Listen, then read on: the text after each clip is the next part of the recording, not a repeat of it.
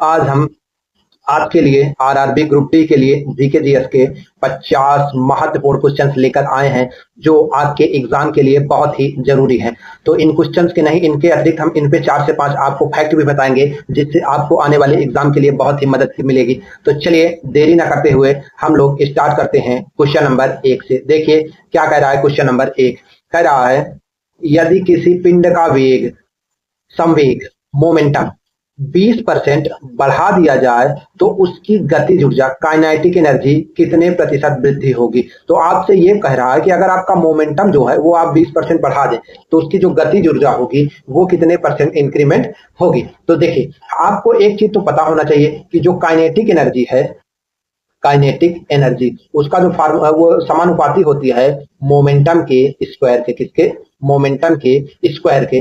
अब थोड़ा समझिए, थोड़ा सा हम ले रहे हैं ब्लैंक पेज। देखिए जो काइनेटिक एनर्जी है, कौन? काइनेटिक एनर्जी वो समानुपाती होती है संवेग के। मोमेंटम के स्क्वायर के क्या होती है?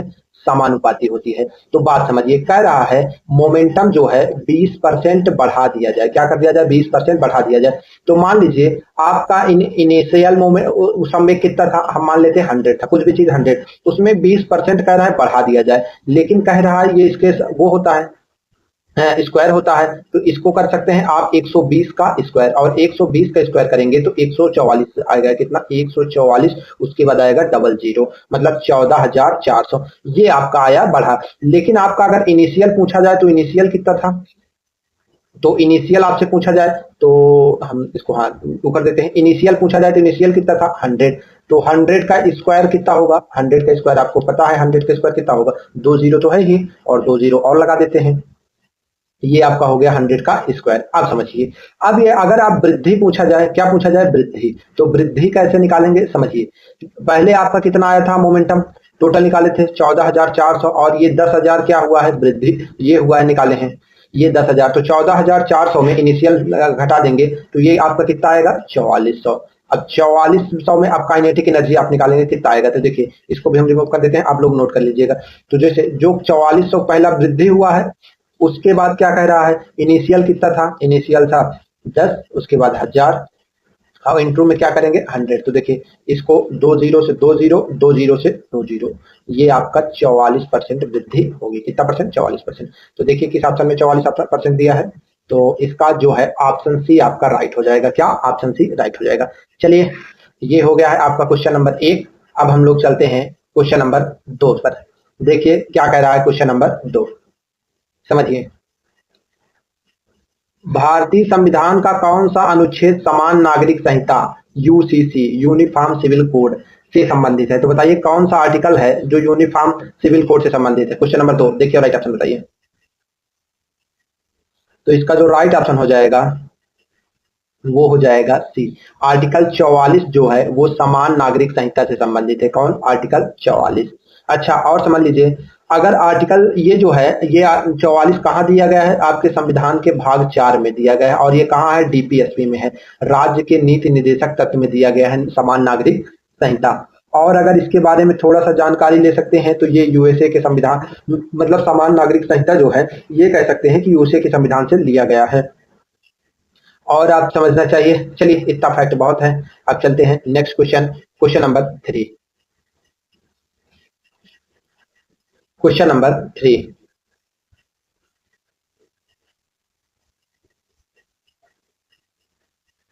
देखिए क्या दिया गया है क्वेश्चन नंबर 3, समझिए। निम्नलिखित में से कौन सा एंजाइम अग्नाशय द्वारा स्रावित नहीं होता है? तो आपको बताना है कि इनमें से जो कौन सा एंजाइम है वो अग्नाशय द्वारा स्रावित नहीं होता है। तो बताइए, 4 ऑप्शन देखिए और राइट ऑप्शन बताइए कि कौन सा एंजाइम है जो अग्नाशय द्वारा स्रावित नहीं होता है। तो 4 ऑप्शन देखिए और बताइए इसका राइट ऑप्शन।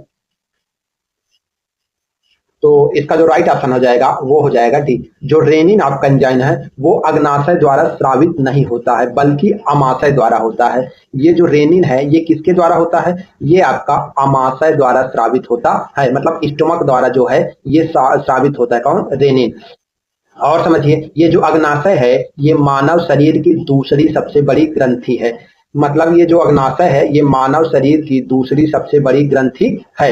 अच्छा, अग्नाशय द्वारा स्रावित क्या होता है? तो अग्नाशय द्वारा जो स्रावित ट्रिप्सिन एंजाइम है वो प्रोटीन को पेप्टाइड्स में तोड़ने का कार्य करती है। जो ट्रिप्सिन एंजाइम है वो प्रोटीन को पेप्टाइड्स में तोड़ने का कार्य करती है। चलिए नेक्स्ट चलते हैं। लाइपेज क्या है? अब लाइपेज के बारे में समझ लेते हैं। तो जो ये लाइपेज होता है ये क्या होता है? ये एंजाइम वसा के पाचन में मुख्य भूमिका निभाता है। क्या करता है? वसा के पाचन में मुख्य भूमिका निभाता है। और ये एमिलेज क्या है? तो एमिलेज के बारे में जानकारी रख लीजिए कि ये कार्बोहाइड्रेट मतलब स्टार्च को शर्करा में परिवर्तित करता है। ये आपका स्टार्च को शर्करा में परिवर्तित करता है। चलिए नेक्स्ट चलते हैं। क्वेश्चन नंबर 4 देखिए क्या दिया है। क्वेश्चन नंबर 4 ऑप्शन देखिए और राइट ऑप्शन बताइए। क्वेश्चन नंबर 4 क्या कह रहा है? विजयनगर साम्राज्य के किस शासक ने चीनी सम्राट के पास अपना पहला राजदूत भेजा था? तो बताइए चीनी सम्राट के पास किसने भेजा था? 4 ऑप्शन देखिए और राइट ऑप्शन बताइए।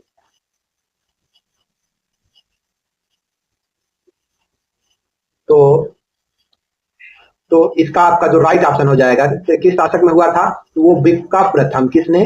बुक्का प्रथम ने विजयनगर साम्राज्य के चीन के दरबार में अपना राजदूत भेजा था। कौन भेजा था? बुक्का प्रथम ने भेजा था। चलिए नेक्स्ट चलते हैं। चलिए तो इसका राइट ऑप्शन क्या होगा? बुक्का प्रथम इसका राइट ऑप्शन हो गया है। अच्छा और समझ, अच्छा इन्होंने भेजा कब था? आपको ये भी जानकारी चाहिए कि जो वो कब भेजा था? तो वो 1374 ईस्वी में भेजा था। कब भेजा था? 1374 ईस्वी में चीन के सम्राट मिंग के दरबार में। आप ध्यान रख दीजिए राजा कौन था? मिंग। मिंग के दरबार में इन्होंने भेजा था 1356 में। अच्छा ये विजयनगर से, अच्छा ये संगम वंश से संबंधित थे। ये जो बुक्का थे ये किस वंश से थे? ये संगम वंश से संबंधित थे। अच्छा विजयनगर साम्राज्य की राजधानी क्या थी? ये समझ लीजिए इसकी, इस विशाल साम्राज्य की राजधानी जो थी वो हम्पी थी। क्या थी? हम्पी थी। जो किस नदी के तट पर स्थित थी? ये तुंगभद्रा नदी के तट पर स्थित थी। तुंगभद्रा नदी के तट पर स्थित थी। कहाँ? तुंगभद्रा नदी। अच्छा और समझ लीजिए इसके जो सबसे प्रतापी शासक थे वो थे कृष्णदेव राय। कौन थे? कृष्णदेव राय। इस विजयनगर के संबंध में एक बहुत इंपॉर्टेंट और फैक्ट जान लीजिए कि इनके समय में एक पुर्तगाली यात्री था। कौन? पुर्तगाली यात्री उसका नाम था नूनीज। क्या नाम था? नूनीज। पुर्तगाली यात्री था जिसका नाम क्या था? नूनीज। वो यात्रा किया था और किस देव? अच्युत देव राय के शासनकाल में आया था। किसके? अच्युत देव राय लिख लीजिएगा। चलिए कुछ जानकारी थी। नेक्स्ट चलते हैं। Question number 5। अब चलते हैं 5। समझिए क्या कहा गया है। देखिए आधुनिक आवर्त सारणी मॉडर्न पीरियोडिक टेबल में धातुओं को किस ब्लॉक में रखा गया है? तो बताइए इसमें धातुओं को किस ब्लॉकों में रखा गया है? 4 ऑप्शन देखिए और इसका राइट ऑप्शन बताइए। धातुओं को किस ब्लॉक में रखा गया है?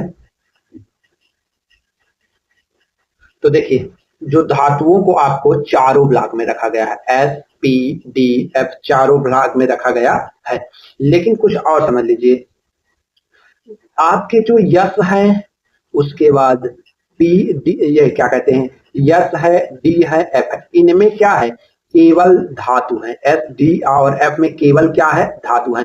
लेकिन जो पी ब्लॉक है सारणी का एकमात्र ऐसा ब्लॉक है जिसमें धातु, अधातु, उपधातु तीनों चीज रखी गई। इसमें क्या है? धातु, अधातु, उपधातु तीनों रखा गया है।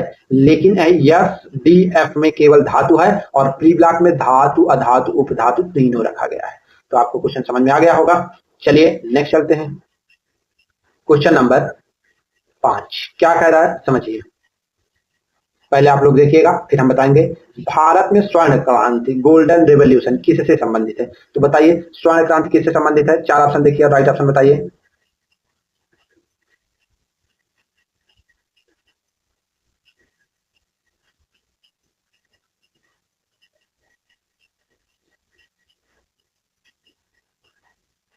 तो इसका राइट ऑप्शन क्या हो जाएगा? इसका राइट ऑप्शन हो जाएगा ई, जूट उत्पादन से आपकी स्वर्ण क्रांति उत्पत्ति संबंधित है। अच्छा ये तिलहन उत्पादन किस क्रांति है से है? ये पीली क्रांति से है। तिलहन उत्पादन क्या है? पीली क्रांति से आपका तिलहन उत्पादन संबंधित है। किससे? पीली क्रांति से। अच्छा एक बात और आप लोग बहुत समझ लीजिए कि देखिए तिलहन, भारत में स्वर्ण उत्पादन का जो क्रांति का मुख्य कालखंड है वो 1991 से 2003 के बीच है। कब? 1991 से 2003 के बीच स्वर्ण क्रांति माना जाता है। ये चीज आपके बहुत इंपॉर्टेंट है, ध्यान लीजिए। अच्छा एक और समझ लीजिए कि जूट उत्पादन को स्वर्ण रेशा क्रांति भी कहा जाता है। चलिए नेक्स्ट चलते हैं। क्वेश्चन नंबर 6 हो गया। अब चलते हैं 7, बहुत इंपॉर्टेंट क्वेश्चन है। क्वेश्चन नंबर 7 क्या कह रहा है समझिए। एक अवतल दर्पण कॉनकेव मिरर यदि वस्तु को वक्रता केंद्र सी और फोकस दूरी पर के बीच रखा जाए तो प्रतिबिंब कहाँ बनेगा? तो बताइए प्रतिबिंब कहाँ बनेगा? क्वेश्चन नंबर 7 देखिए और राइट ऑप्शन बताइए। 7 देखिए और राइट ऑप्शन बताइए। तो जो प्रतिबिंब है वो आपका सी से परे, बियॉन्ड सी से दूर बनेगा। नेक्स्ट चलते हैं। क्वेश्चन नंबर थोड़ा सा ऊपर चला गया 8 देखिए क्या कह रहा है। दीन ए इलाही को स्वीकार करने वाला एकमात्र हिंदू दरबारी कौन था? बताइए दीन ए इलाही को स्वीकार करने वाला एकमात्र हिंदू दरबारी कौन था? 4 ऑप्शन देखिए और राइट ऑप्शन बताइए। तो उसका इसका जो राइट ऑप्शन हो जाएगा वो हो जाएगा सी। बीरबल था, एक हिंदू था जिसने दीन ए इलाही को स्वीकार किया था और अकबर के दरबार में। अब समझते हैं दीन ए इलाही। ये दीन ए इलाही जो है इसकी जो शुरुआत है वो किसने की थी? अकबर ने प्रारंभ की थी। अकबर ने प्रारंभ किया था किसको? दीन ए इलाही को शुरुआत जो है किसने किया था? अकबर ने किया था। अच्छा ये कब किया था? तो ये 1582 में किया था। कब? 1582 में किया था। अच्छा इसके बारे में क्या है समझ लीजिए कि यह नया धर्म था जो मतलब इस्लाम, हिंदू, पारसी, जैन धर्मों का एक सबका क्या था? मिश्रण था, जिसका था क्या था कि सभी धर्मों के बीच क्या हो? सामंजस्य वो किया जाए। अच्छा एक बात और समझ लीजिए, जो राजा टोडरमल थे, कौन? ये जो राजा टोडरमल थे ये अकबर के नवरत्नों में से एक थे और वे साम्राज्य के वित्त मंत्री थे। क्या थे? साम्राज्य के वित्त मंत्री थे। नेक्स्ट चलते हैं। हम लोग जितना जितना हम इसके बारे में बोलते जाते हैं आप लोग ध्यान रखिएगा, बहुत इंपॉर्टेंट है फैक्ट जितने भी जानकारी है। चलिए नेक्स्ट चलते हैं। कोशिका का कौन सा अंगक केवल पादप कोशिकाओं में पाया जाता है और इसमें अपना डीएनए होता है? तो चलिए देखिए और राइट ऑप्शन बताइए। इसका राइट ऑप्शन हो जाएगा सी, क्लोरोप्लास्ट। क्या पाया जाता है? क्लोरोप्लास्ट। चलिए नेक्स्ट चलते हैं। क्वेश्चन नंबर 10 अब क्या कह रहा है। बुल और बियर शब्द का प्रयोग किस क्षेत्र में किया जाता है? बुल और बियर, चलिए देखिए और बताइए। बहुत इंपॉर्टेंट क्वेश्चन है। तो बुल और बियर, 4 ऑप्शन देखिए और राइट ऑप्शन बताइए। क्वेश्चन नंबर 10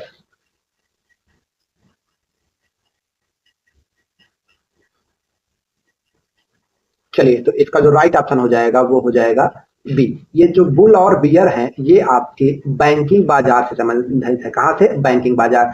अच्छा बुल का मतलब होता है तेजड़िया। बुल का मतलब क्या होता है? तेजड़िया। और ये जो बियर होते हैं, इस बियर का मतलब क्या होता है? मंदरिया। क्या होता है? मंदरिया। बुल का मतलब तेजड़िया, बिल का मतलब मंदरिया। अच्छा बुल का हम आप आपको एक बहुत ही आसान भाषा में समझाते हैं कि बुल उस स्थिति को दर्शाता है जब निवेशक को उम्मीद होती है कि शेयर बाजार ऊपर जाएगा या अर्थव्यवस्था में तेजी आएगा। मतलब पैसा, बुल का मतलब होता है कि बुलिश मार्केट जिसे कहते हैं कि पैसा लगाएंगे और बस शेयर बाजार तेज होगा तो अर्थव्यवस्था में वृद्धि होगी। और बियर का मतलब इस स्थिति को कहते हैं जब बाजार में क्या होती है? गिरावट की आशंका होती है। मतलब निवेशक नुकसान से क्या करते हैं? बच सकते हैं। बुल का मतलब शेयर बाजार में वृद्धि और बियर का मतलब शेयर बाजार में कमी। इसी में आता है एक Bombay stock exchange, BSE, Bombay stock exchange. ये एशिया का सबसे पुराना स्टॉक एक्सचेंज है जिसकी स्थापना कब हुई थी? 1875 में हुई थी। एशिया का सबसे पुराना है जिसकी स्थापना कब हुई थी? 1875 में। चलिए नेक्स्ट चलते हैं। क्वेश्चन नंबर 11 समझिए क्या कह रहा है। प्रकाश का प्रकीर्णन सबसे कम किस रंग के लिए होता है? तो सबसे कम किस रंग के लिए होता है? 4 ऑप्शन देखिए और राइट ऑप्शन बताइए। 11, 4 ऑप्शन देखिए और राइट ऑप्शन बताइए।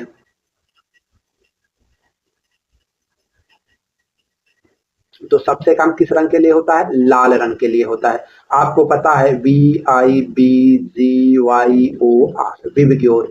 आपका सबसे कम किस रंग के लिए होता है? लाल रंग के लिए। और सबसे अधिक किसके लिए होता है? बैगनी के लिए। ये सबसे अधिक होता है और ये क्या होता है? सबसे कम होता है। चलिए नेक्स्ट चलते हैं। क्वेश्चन नंबर 12 क्या कह रहा है। दक्षिण भारत की गंडीकोटा घाटी, ग्रांड कैनियन ऑफ इंडिया किस नदी द्वारा निर्मित है? तो गंडीकोटा घाटी किस नदी द्वारा स्थित है? 4 ऑप्शन देखिए और राइट ऑप्शन बताइए। क्वेश्चन नंबर 12, 4 ऑप्शन देखिए और राइट ऑप्शन बताइए। 12 नंबर देखिए और राइट ऑप्शन बताइए। तो इसका राइट ऑप्शन हो जाएगा बी, पेन्नार नदी। किस पर? पेन्नार। अच्छा, आप समझ लीजिए कि एक होता है गोदावरी नदी। गोदावरी नदी को दक्षिण की गंगा कहा जाता है। क्या कहा जाता है? दक्षिण की गंगा। किस नदी को कहा जाता है दक्षिण की गंगा नदी? गोदावरी को कहा जाता है। ये आप समझ लीजिए। चलिए नेक्स्ट चलते हैं। क्वेश्चन नंबर 13 क्या कह रहा है समझिए। प्रेशर कुकर में खाना जल्दी क्यों पकता है? 4 ऑप्शन देखिए और बताइए कि जो आपका प्रेशर कुकर है इसमें खाना जल्दी क्यों पकता है। 4 ऑप्शन देखिए और राइट ऑप्शन बताइए। 13 बताइए राइट ऑप्शन। 13 नंबर। तो इसका जो राइट ऑप्शन हो जाएगा वो हो जाएगा ई, बॉइलिंग पॉइंट जो है बढ़ जाता है। क्या होता है? बॉइलिंग पॉइंट बढ़ जाता है। नेक्स्ट चलते हैं। क्वेश्चन नंबर 14 क्या कह रहा है समझिए। बहुत आसान क्वेश्चन है। स्वतंत्र भारत के प्रथम व्यक्तिगत ओलंपिक विजेता कौन थे? तो स्वतंत्र भारत के प्रथम व्यक्तिगत ओलंपिक विजेता कौन थे? 14 नंबर देखिए और राइट ऑप्शन बताइए। क्वेश्चन नंबर 14 और बताइए इसका राइट ऑप्शन। तो इसका राइट ऑप्शन हो जाएगा के डी माधव जी थे। कौन थे? के डी माधव जी। चलिए नेक्स्ट चलते हैं। क्वेश्चन नंबर 15 क्या कह रहा है। मेंडलीव की आवर्त सारणी में एका एल्यूमिनियम को बाद में किस तत्व से बदला गया था? तो एका एल्यूमिनियम को किस तत्व से बदला गया था? 4 ऑप्शन देखिए और राइट ऑप्शन बताइए। 15 नंबर। तो इसका जो राइट ऑप्शन हो जाएगा वो बी हो जाएगा, गैलियम से बदला गया था। चलिए आज की क्लास में 15 क्वेश्चन रखते हैं। Thank you. नेक्स्ट वीडियो में मिलते हैं। Thank you.